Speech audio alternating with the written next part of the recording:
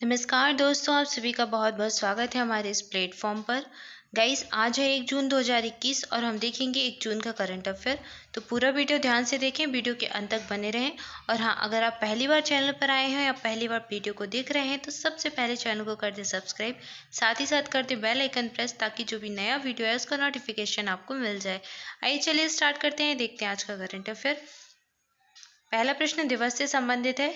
प्रश्न है, विश्व दुग्ध दिवस या फिर वर्ल्ड मिल्क डे निम्न में से किस दिन मनाया जाता है? इस प्रश्न का सही उत्तर है ऑप्शन सी, 1 जून। 1 जून यानी कि आज के दिन मनाते हैं वर्ल्ड मिल्क डे, विश्व दुग्ध दिवस। और ये क्यों मनाया जाता है? आज के दिन ये मनाया जाता है किसके द्वारा? फूड एंड एग्रीकल्चर ऑर्गेनाइजेशन, जो आपका फ्यू होता है, FAO फ्यू, जिसका कि हेड क्वार्टर है रोम में, और इसके द्वारा ये मनाया जाता है फूड एंड एग्रीकल्चर ऑर्गेनाइजेशन के द्वारा। इसने ही ये डेट सिलेक्ट की है फॉर ग्लोबल मिल्क डे या फिर वर्ल्ड मिल्क डे, ठीक है। और इस वर्ष की थीम इंपॉर्टेंट है, क्या है थीम? 2021 की थीम नोट कर लीजिए। 2021 की थीम हो जाएगी sustainability in the dairy sector. क्या है? Sustainability in the dairy sector, ठीक है। तो डेयरी सेक्टर में सस्टेनेबिलिटी लाना है, इस वर्ष की थीम हो जाएगी। 1 जून को ये मनाया जाता है। अच्छा, ये तो हो गया वर्ल्ड मिल्क डे। एक नेशनल मिल्क डे भी होता है, वो कब मनाते हैं? वो मनाते हैं 26 नवंबर को। 26 नवंबर को राष्ट्रीय दुग्ध दिवस मनाया जाता है, नेशनल मिल्क डे, ठीक है। अगर नेशनल मिल्क डे पूछे तो नवंबर चले जाना, 26 नवंबर। और वर्ल्ड या फिर ग्लोबल मिल्क डे पूछे तो 1 जून चले जाना, ठीक है। क्लियर है? अच्छा, बात हो रही है मिल्क की, तो क्या एक मिल्क से संबंधित क्रांति आपने पढ़ी होगी? पढ़ी है? वाइट रिवॉल्यूशन सुना है? White revolution. तो वाइट रिवॉल्यूशन किससे संबंधित है? मिल्क से संबंधित है। इसके जनक कौन है? वर्गीस कुरियन। तो इसके जनक है वर्गीस कुरियन, और जो कि बहुत फेमस है। तो वर्गीस कुरियन को कहा जाता है father of white revolution. Important question है, नोट कर लीजिए, बहुत पूछा जाता है ये, ठीक है। इसके अलावा जो वाइट रिवॉल्यूशन है उसको जानते हैं ऑपरेशन फ्लड के नाम से भी। क्या? अगर आपसे वाइट रिवॉल्यूशन पूछे या फिर ऑपरेशन फ्लड पूछे तो ये भी इसी के नाम से जाना जाता है। और ऑपरेशन फ्लड स्टार्ट हुआ था 1970 में, 1970 में, ठीक है। ऑपरेशन फ्लड 1970 में। वाइट रिवॉल्यूशन जनक है Verghese Kurien. Father of white revolution कौन है? वर्गीस कुरियन, ठीक है। इंपॉर्टेंट नाम है, याद कर लीजिए।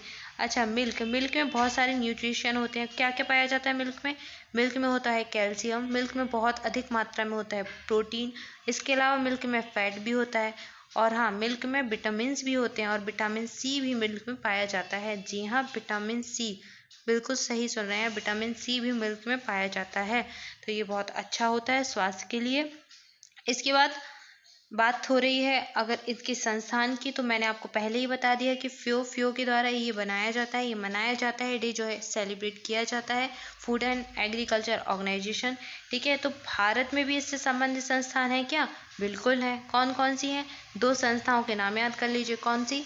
एक तो हो जाएगी आपकी national dairy development board, national dairy development board, और इसका हेड क्वार्टर है कहाँ पर? आनंद में। आनंद कहाँ पर है? गुजरात में। और इसके जो हेड है वो है कौन? दिलीप राठ। दिलीप राठ इसके हेड हो जाएंगे, नेशनल डेयरी डेवलपमेंट बोर्ड। और इसके बाद दूसरी संस्था क्या है? National dairy research institute. अगर नेशनल डेयरी रिसर्च इंस्टीट्यूट पूछ ले तो कहाँ चले जाना? तो आप चले जाना करनाल। करनाल कहाँ पे है? हरियाणा में। तो करनाल, हरियाणा के करनाल में है नेशनल डेयरी रिसर्च इंस्टीट्यूट, ठीक है। रिसर्च कहाँ होती है? हरियाणा में। डेवलपमेंट कहाँ होता है? गुजरात के आनंद में। दोनों संस्था इंपॉर्टेंट है, याद रखना है, ठीक है।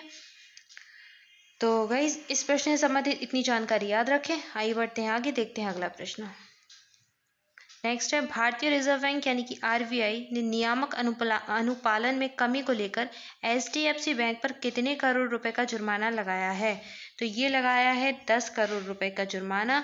RBI क्या है? भारत का केंद्रीय बैंक है, central bank of India RBI कहा जाता है भारत का, ठीक है। रिजर्व बैंक जो है, इसने अभी HDFC बैंक पर 10 करोड़ रुपए का जुर्माना लगाया है। किस लिए? नियामक अनुपालन जो होते हैं उनमें कमियों को देखते हुए तो ये लगाया गया है। अच्छा, बात हो रही है रिजर्व बैंक की, तो रिजर्व बैंक के अभी हेड कौन है? गवर्नर कौन है? शक्तिकांत दास। और इसकी स्थापना कब हुई थी? 1935 में, ठीक है। 1935 में इसकी स्थापना हुई थी, याद रखिए, इंपॉर्टेंट नाम है। आइए बढ़ते आगे, देखते हैं अगला प्रश्न। अगला प्रश्न है, निम्न में से किस राज्य सरकार ने कोविड-19 महामारी में अपने माता पिता को खोने वाले बच्चों के कल्याण हेतु मुख्यमंत्री शिशु सेवा योजना की घोषणा की है? याद ध्यान से पढ़िए, मुख्यमंत्री शिशु सेवा योजना ये किस राज्य की है? तो ये हो जाएगी असम राज्य की। तो असम राज्य ने घोषणा की है। असम के मुख्यमंत्री कौन है? हेमंत सोरेन। ठीक है, हेमंत विश्व शर्मा यहाँ के अभी मुख्यमंत्री हो जाएंगे। इन्होंने घोषणा की है इस योजना की, मुख्यमंत्री शिशु सेवा योजना। और किससे संबंधित है? जिन बच्चों ने कोविड महामारी के दौरान अपने माता पिता को खो दिया है उनके कल्याण के लिए संबंधित है।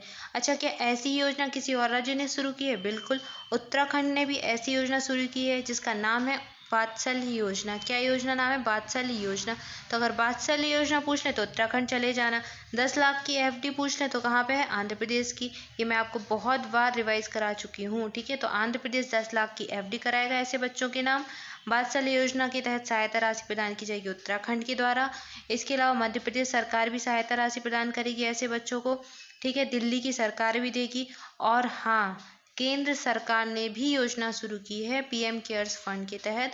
और कोविड-19 की महामारी में जिन बच्चों ने अपने माता पिता को खोया है उन बच्चों को 10 लाख रुपए की राशि प्रदान की जाएगी।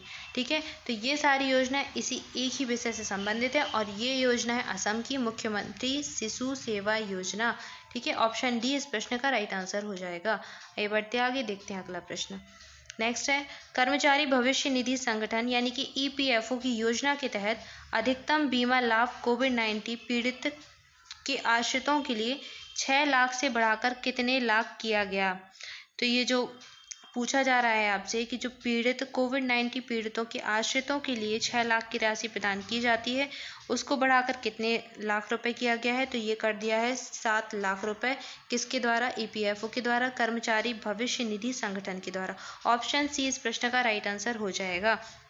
ठीक है, तो 7 लाख कर्मचारी भविष्य निधि संगठन योजना के तहत अधिकतम बीमा लाभ कोविड-19 पीड़ितों के आश्रितों के लिए 6 लाख से बढ़ाकर 7 लाख किया गया और अब 7 लाख रुपए की राशि इनको दी जाएगी। ठीक है, इस प्रश्न का राइट आंसर है ऑप्शन सी। आइए बढ़ते आगे, देखते हैं अगला प्रश्न। नेक्स्ट है, केंद्र सरकार ने किस राज्य को जल जीवन मिशन के तहत 5,117 करोड़ रुपए आवंटित किए हैं? तो ये किए हैं केंद्र सरकार ने मध्य प्रदेश राज्य के लिए। किस मिशन के तहत? जल जीवन मिशन के तहत। तो जल जीवन मिशन के तहत मध्य प्रदेश जो राज्य है उसको 5,117 करोड़ रुपए आवंटित किए गए हैं। मध्य प्रदेश के मुख्यमंत्री कौन है? शिवराज सिंह चौहान। यहाँ के राज्यपाल हो जाएंगी आनंदीबेन पटेल और आनंदीबेन पटेल राज्यपाल है उत्तर प्रदेश राज्य की भी और इनके पास अतिरिक्त प्रभार है मध्य प्रदेश का। ठीक है, तो इनका नाम याद रखिए। मध्य प्रदेश की राजधानी है भोपाल। ठीक है, ऑप्शन बी इस प्रश्न का राइट आंसर है। आइए देखते हैं अगला प्रश्न। नेक्स्ट है, भारत के रक्षा सचिव जिन्होंने एनसीसी कैडेटों के लिए मोबाइल प्रशिक्षण ऐप संस्करण 2.0 लॉन्च किया है। आपसे प्रश्न में पूछा जा रहा है कि भारत के रक्षा सचिव उनका नाम क्या है? तो ये हैं अजय कुमार जी। अजय कुमार भारत के रक्षा सचिव है और इन्होंने एनसीसी के कैडेटों के लिए मोबाइल प्रशिक्षण ऐप का जो संस्करण है, सेकंड एडिशन है 2.0, इसको लॉन्च किया है। ऑप्शन सी आपका राइट आंसर हो जाएगा। ठीक है, रघुराम राजन कौन है? रघुराम राजन आप जानते हैं कि आरबीआई के पूर्व गवर्नर रह चुके हैं। ठीक है, इसके अलावा तीरथ सिंह यादव उत्तराखंड के क्या हो जाएंगे? मुख्यमंत्री हो जाएंगे। और एन रंगास्वामी ये कहाँ के हैं? ये आप बताइए, कमेंट बॉक्स में आंसर कीजिए। ये कहाँ के मुख्यमंत्री हैं? मैंने आपको हिंट दे दी है कि ये मुख्यमंत्री हैं। कहाँ के आपको बताना है, मैं आपको पढ़ा चुकी हूँ। ठीक है, तो जरूर से कमेंट बॉक्स में आंसर कीजिए। आइए देखते हैं अगला प्रश्न। नेक्स्ट है, भारतीय सेना को इजराइल से पट्टे पर कितने हेरान टीपी ड्रोन मिलेंगे? तो भारतीय सेना को इजराइल से 4 हेरान टीपी ड्रोन मिलने वाले हैं और ये मिलेंगे पट्टे पर। तो कहाँ से मिलेंगे? इजराइल से। आपसे प्रश्न पूछा जा सकता है, हेरान टीपी ड्रोन भारत को कितने मिलने वाले हैं? इजराइल से। या फिर कहाँ से मिलेंगे? 4 मिलने वाले हैं। कहाँ से? इजराइल से। दोनों तरीके से प्रश्न को याद रखना है। ऑप्शन बी इसका राइट आंसर हो जाएगा। ठीक है, तो गाइस ये था आज का करंट अफेयर। आइए देखते हैं आज के लिए आपका प्रश्न। एक प्रश्न और है, देख लीजिए। किस राज्य के मंत्रिमंडल ने विभिन्न जिलों के संरक्षक के रूप में कार्य करने के लिए मंत्रियों को नियुक्त किया है?